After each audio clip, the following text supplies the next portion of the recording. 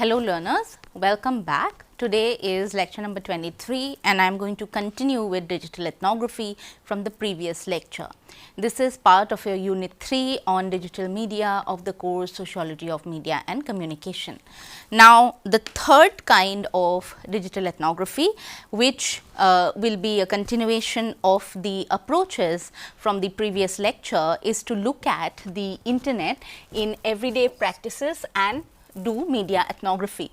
The everyday has been a very substantial kind of field for sociologists, particularly sociologists of everyday life, urban studies, etc., where the idea is to basically understand how the everyday is shaped.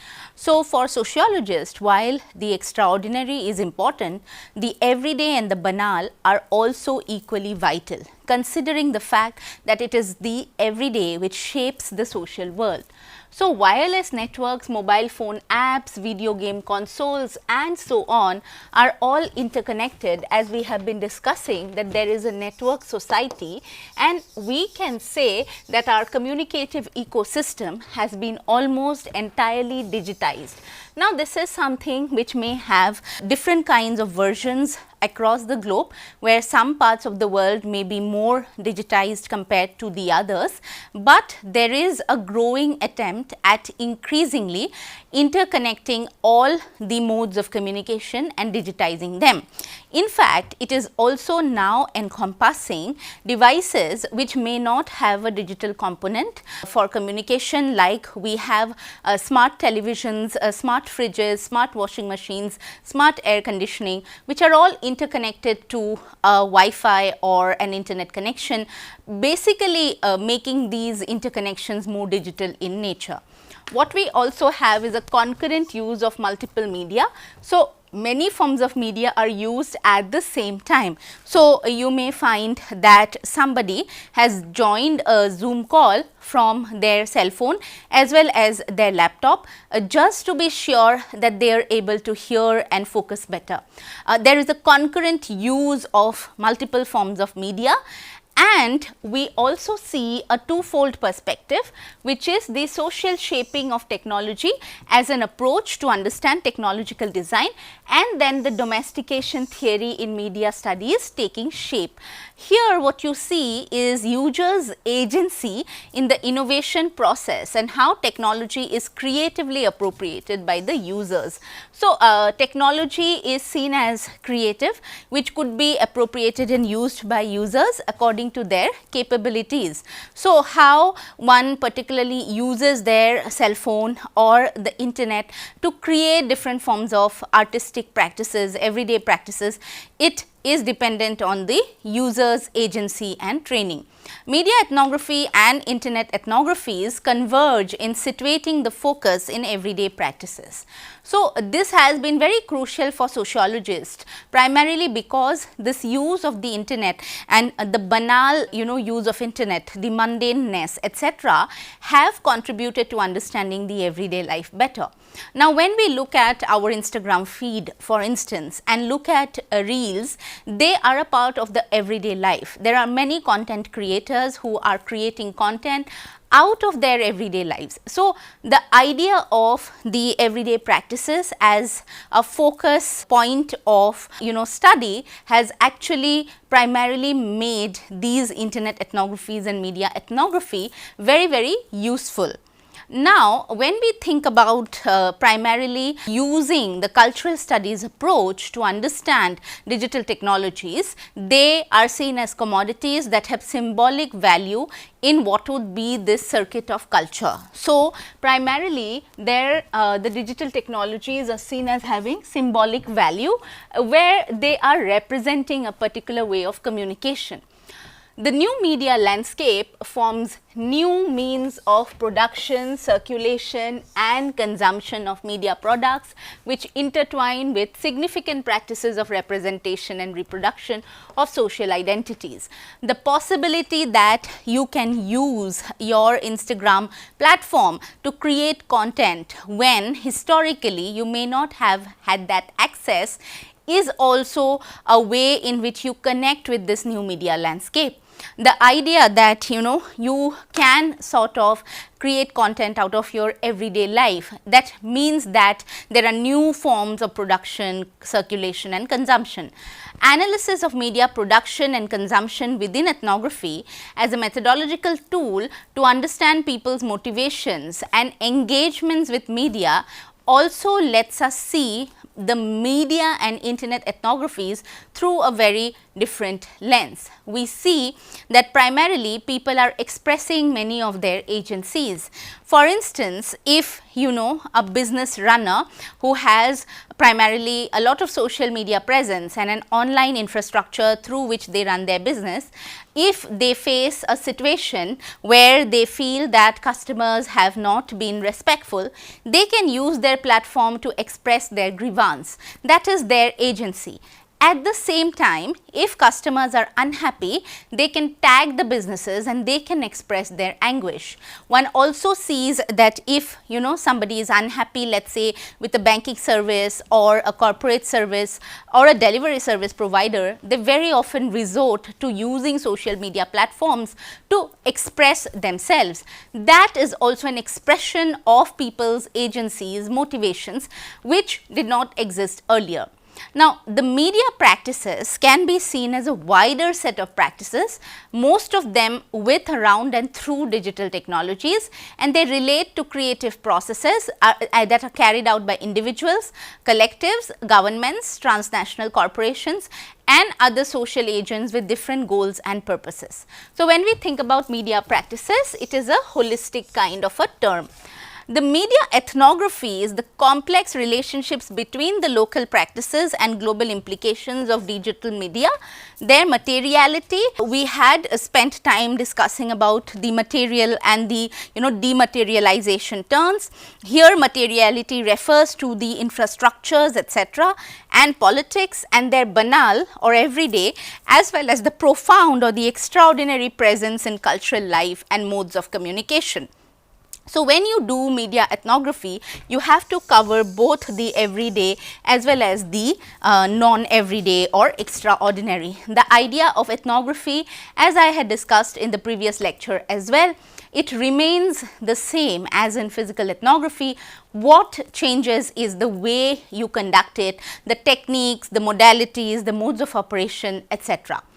Now, how does one carry out digital fieldwork? Because we are talking about digital ethnography, it is also important to think about how do we do this. So, the first step is to think about the internet as a field site. Like I have been saying that one needs a field site even when it is digital ethnography, you need a particular field to explore ideas.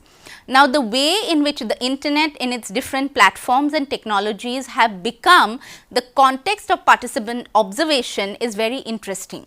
So, what happens is that for many researchers to research the digital, they will have to be a part of that digital site. So, if someone wants to study, let us say Telegram as a space where resources are circulated for competitive examinations etc., they will have to be familiar with Telegram, which means that they will have to join the app, they will have to also make an effort to engage with groups, discussions etc.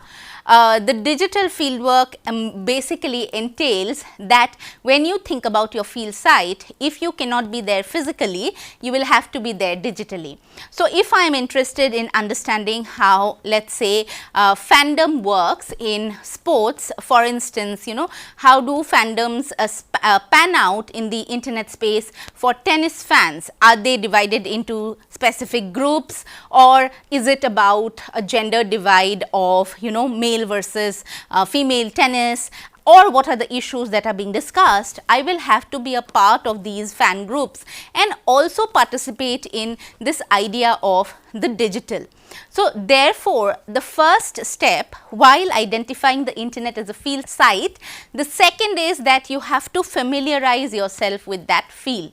The field site or the locus of the social interaction primarily means that the ethnographer and the respondents have to interact with each other. Now, when we are thinking about the internet as a field site, many of the observations that you will draw would also be indirect informal observations, because everything may not be possible to capture formally and consensually. What I mean by this is that in most qualitative research methods like observation and ethnography, you may not be able to capture the consent of each and every individual, because you may not want to interview them, you may not want to talk to them face to face, but what happens is that you want to capture these nuances and nitty-gritties. So, if you are let us say for instance studying fandom of tennis fans on X, formerly known as Twitter, you may not be able to interview each and every person who posts something. However, you will be able to observe what they post, what they want to talk about, and how that maybe reflects their favorite player as well as their ideological views about what they think about male tennis versus women's tennis.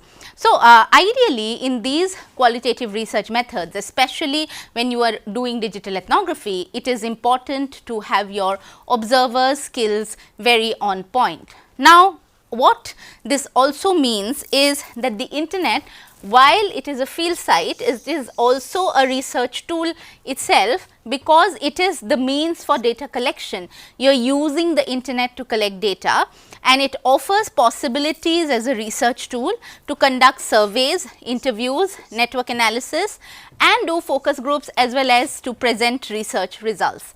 So, the internet is the platform where you collect the data and then maybe you present and publish it as well. Let us talk a little bit about how does one use these methodological tools in the internet. So, many of you will be familiar with these kinds of surveys which use a Google form to collect data randomly from people, and then it seeks to capture representation and the idea of percentages. In digital kind of ethnography, when one does surveys, we have to keep in mind that there should be a logic behind formulating a survey.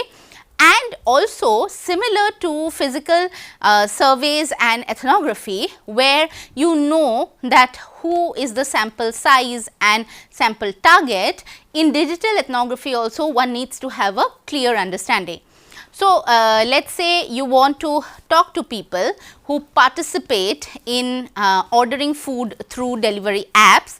You would want to figure out who your sample size is, and then how do you want to reach out to them. In this particular context, it would not really be useful if you interview each and every person that you randomly come across.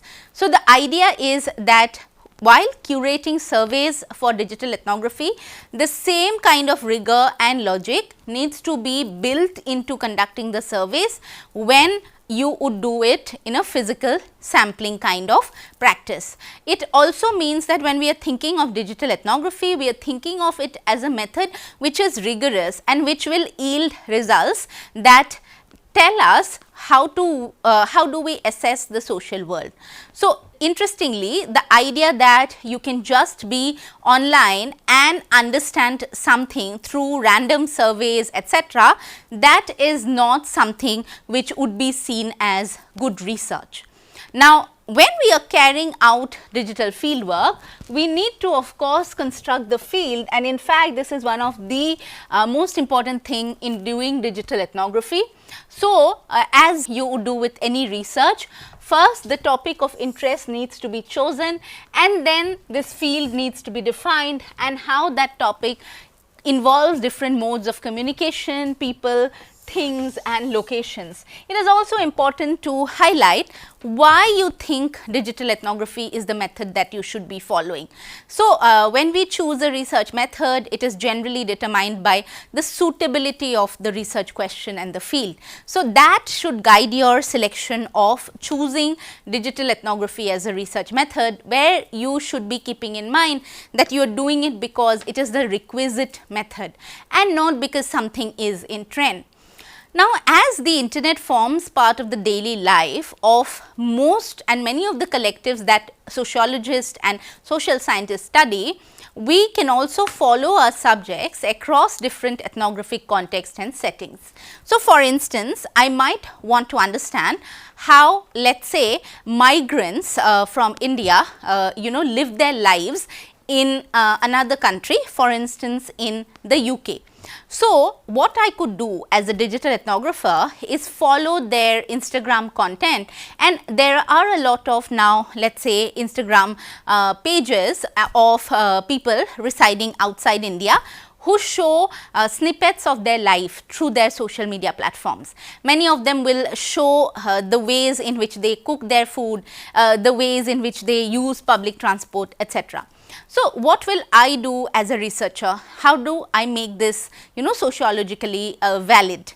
So, the first idea that I might think of is that I choose a number of people whom I want to follow on Instagram, and by follow I mean that I want to trace their trajectory in terms of the content that they post. Then I might divide it into let us say food, transport, daily life, culture, etc., and do thematic discourse content analysis of what they are trying to say, linking it with existing literature on migration, diaspora, and how migrants adjust to their different lives after they migrate to another country. What I am doing is using a very systematic way of understanding how people on social media create their social worlds. Now, in this context, I could also do one thing that follow when they come back to their homes and what kind of content do they post.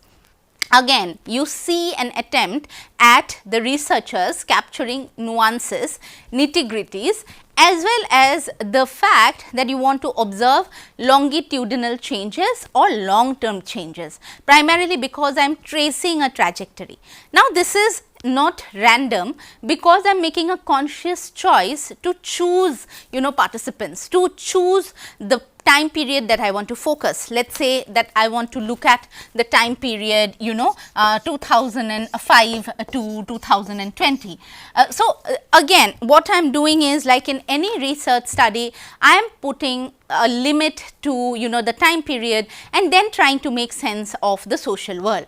So, the idea is that you can do digital ethnography very creatively, which will allow you to capture nuances that span across context, settings, and also modalities.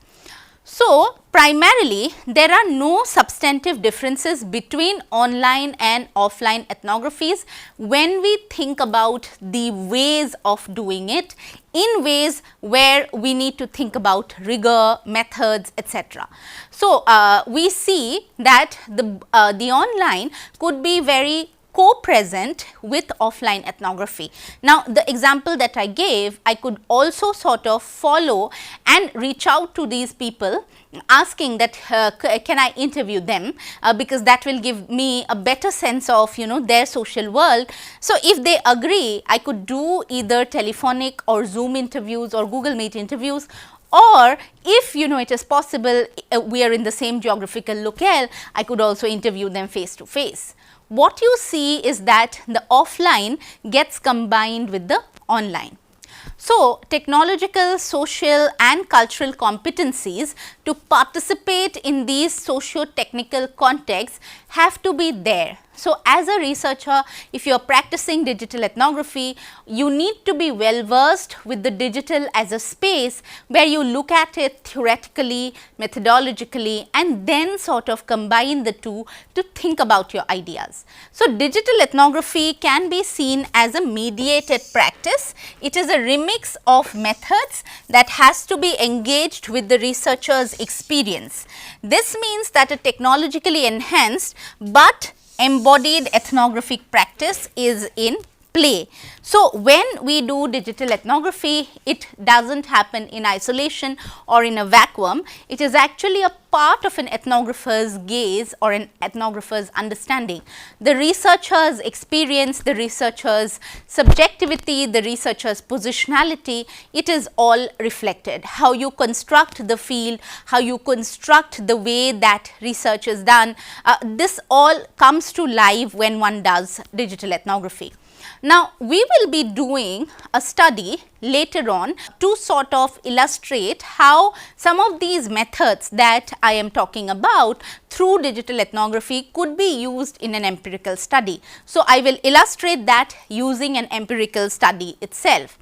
Now, again, when we are thinking about the digital fieldwork, the usage of digital visual and sound recorders, notebooks or PCs to write field notes, and the same devices to collect textual data, visual material and sound and movement are created by the subjects of the study. So, in digital fieldwork, we have the use of, let us say, recorders, notebooks, laptops, PCs, and these are devices which we use to create the data and collect the data and then eventually publish it. The interaction between the ethnographer and the participants also takes place in digital environments, because I am, as a researcher, a part of the digital environment that I am also observing. So, in that sense, I am very much a participant. Furthermore, this process of observation itself involves dealing with textual and visual information on the screen. So, one deals also with visual information, which sometimes could be different from how one does ethnography traditionally. And you have emoticons that you may have to decipher, pictures that you may have to decode, colors that you may need to understand, graphic designs, as well as the interactive capabilities of the technological scripts. So, when you do digital ethnography, it also means that you will have to have some sort of technical know-how and knowledge about how do you observe the social world digitally. So, in most cases, digital research also emerges from the participants sort of a personal kind of involvement. For instance, when you want to research on Instagram, and the way it leads to representation of, let us say, food cultures of regions like Northeast India, you would come in from a perspective where you see that there could be a difference in terms of how the food is represented versus how it is originally consumed. How is this knowledge conceptualized? This knowledge is conceptualized through the person's lived experiences, knowledge which exists because they know something about it, etc. So, the digital in many ways is also very personal in that sense of the term, where you have a little bit of involvement with what one is doing. Multiple forms of capturing and registering information exist in digital ethnography, like audio and video recording, screenshots, etc. In fact, screenshots become very useful to understanding the social world. A lot of young people today want to study memes because they feel that memes reflect a version of social reality that they can connect with. So, the idea that there are multiple modalities, modes available in digital fieldwork is also very crucial. Many people use blogs as fieldwork diaries. So, they may create a blog to document their fieldwork experiences, primarily also opening it up to others for commenting and viewing, so that there is sharing of knowledge. There are, however, ethical dilemmas that need to be considered and kept in mind when we do digital ethnography, and one of the things is that the field which is constructed and maintained through online interaction may be open to the general view. So, there are concerns of self-exposure and privacy, because digital data may not be safe in the way that we sort of think about privacy and safety. So, as a researcher, one has to take extra effort to maintain that safety and anonymity. For instance, if you are using screenshots of somebody else, ensure that you blur names out, ensure that you keep the names at the locations anonymous.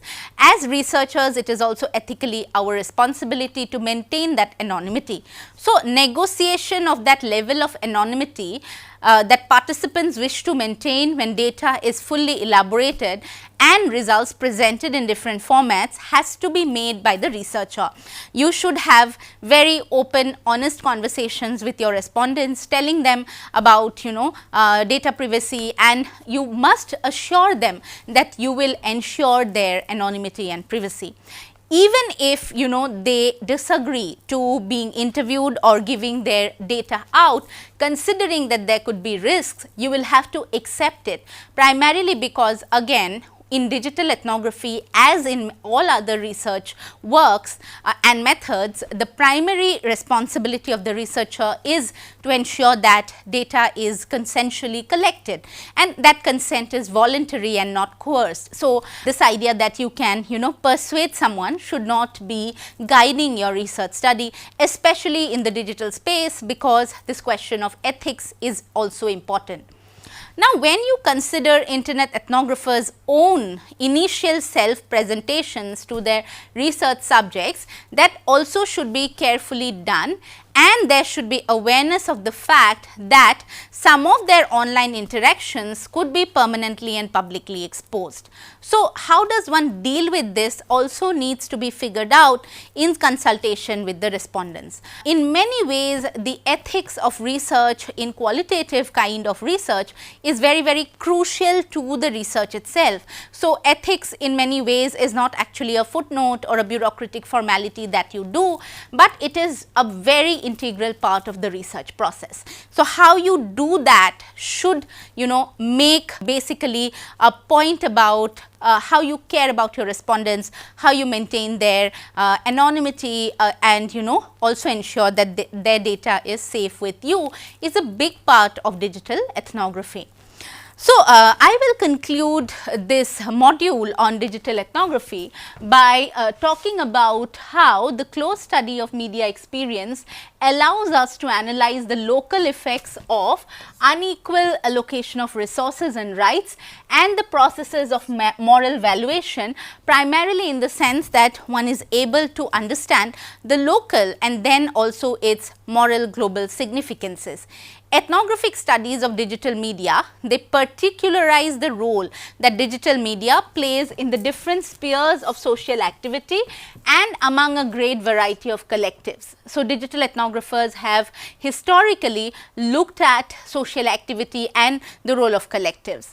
How the developments in digital, mobile and locative media challenge us to rethink the ways in which mediated research and the ethnographic encounter is understood is also important, that we see this mediated research and ethnography coming together. There is an emergence of new topics of research undoubtedly, and there is a transformation of our objects of study. What internet ethnographies and digital ethnography has done is given us new objects of study, where we have a different lens to look at different topics. Technological shifts not only have implications in the way that we experience and research media, social relations and cultural formations, but also how now we can theorize them. So, theorization too has been impacted by digital ethnography, because now when we have to theorize about a social condition or a phenomena, we cannot ignore how it can also take on a digital form. So, this understanding of any social phenomena is also connected to its digital phase. For instance, studies of food historically have not really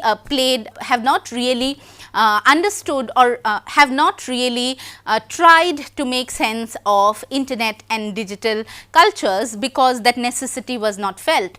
But today, any study of food also cannot ignore what is happening digitally with food, with the presence of various kinds of digital platforms, food delivery apps, social media platforms, etc. So, the theorization itself also undergoes changes, because there is methodological innovation. So, digital ethnography in many ways have contributed to understanding the social world differently, and therefore, it is a very important way of doing research, particularly in social sciences and also in media and communication. The purpose of this module was to basically introduce you learners to not only looking at the internet as, let us say, a theoretical object, but also as a site to study and as a research tool in itself. So, thank you, and we will meet in the next lecture.